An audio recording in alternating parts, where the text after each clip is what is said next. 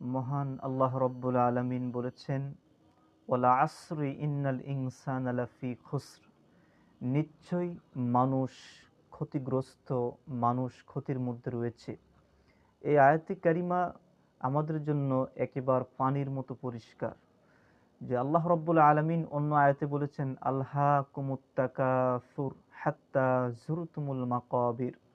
দুনিয়ার প্রতিযোগিতা, দুনিয়ার সম্পদ, দুনিয়ার লোভ লালসা তোমাদেরকে মৃত্যু থেকে দূরে রেখেছে। অথচ মৃত্যু এত সত্য, এত বাস্তব যে আল্লাহ রব্বুল আলামিন বলেছেন, কুল ইন্নাল মাউতাল্লাযী তাফিররুনা মিনহু ফাইন্নাহু মুলাকীকুম সুম্মা তুরাদ্দুনা ইলা আলিমিল গায়ব।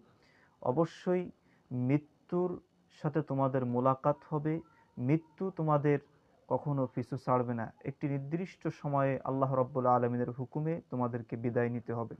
তো এই জায়গাতে আমরা বলবো, সম্মানিত দিনী ভাই বোন, যে দুনিয়া আমাদেরকে কিভাবে আমাদেরকে এই দুনিয়ার প্রতিযোগিতার মধ্যে ডুবিয়ে রেখেছে।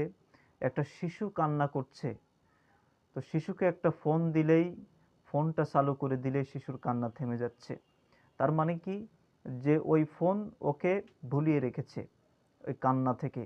অনুরূপভাবে প্রত্যেকটি মানুষকে তার ধন সম্পদ, তার লোভ লালসা মৃত্যু থেকে তাকে অনেক দূরে রেখেছে। অথচ মৃত্যু আমাদের কত নিকটে, কত কাছে।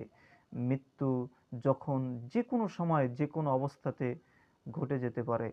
তো আসুন আমরা কোরআন এবং সহিহ হাদিসের আলোকে জীবন গড়ি এবং মৃত্যুকে বেশি বেশি স্মরণ করি। রাসূল সাল্লাল্লাহু আলাইহি ওয়াসাল্লাম বলেছেন যে তোমরা মাঝে মধ্যে কবরের কাছে যাও, মৃত মানুষের কবরের পাশে দাঁড়াও, জিয়ারত করো, তাহলে তোমাদের অবশ্যই মৃত্যুর কথা স্মরণে আসবে।